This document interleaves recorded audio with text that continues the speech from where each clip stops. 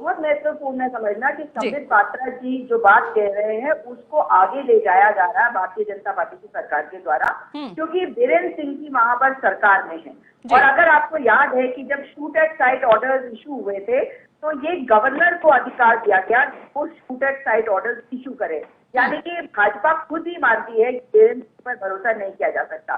Tokenism की बात करने वाले जो करते हैं उनको शायद चीजों के बारे में ज्यादा जानकारी नहीं है, वो पढ़ लिख के आए नहीं। क्योंकि मैं आपको याद करा दूं कि प्रधानमंत्री जी ने 56 दिन तक नहीं बोला और सोनिया जी ने ये देखते हुए कुछ दिन पहले एक बयान जो है वो जारी किया था। उसमें क्या कहा था, उन्होंने केवल लोगों को शांति बहाल करने कहा था, उनसे निवेदन किया था कि आपस में लड़ाई झगड़ा। हालांकि उसकी टाइमिंग को लेकर के भी सवाल किए जा रहे थे कि जब पीएम यूएस चले गए उस समय वही टाइमिंग कांग्रेस पार्टी को भी याद आती है। टाइमिंग को लेकर तो सवाल हो रहा है। बहुत बढ़िया बात है जब प्रधानमंत्री देश के मुद्दों को छोड़कर चले जाते हैं कहीं और घूमने और वहां मुस्कुरा के हंस के लोगों को हीरे मोती देते हैं, तो उस समय देश की चिंता कौन करेगा? देश की सबसे बड़ी पार्टी नहीं करेगी चिंता, तो देश की विपक्षी पार्टी, सबसे बड़ी विपक्षी पार्टी और देश का डीएनए जो है वो कांग्रेस पार्टी के डीएनए में है। इसलिए हमें चिंता भी करनी पड़ेगी। और सोनिया जी ने कोई पॉलिटिकल स्टेटमेंट नहीं कहा, वहां की महिलाओं को कहा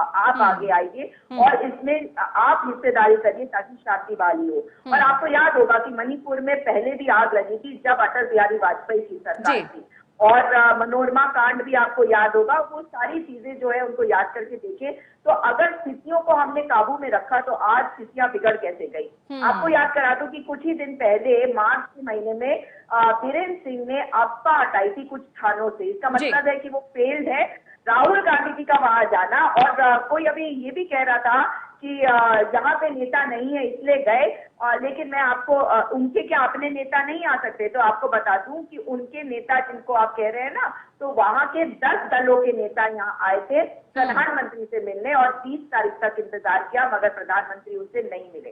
उसके बाद बड़ी मुश्किल से अमित शाह जी उनसे मिले।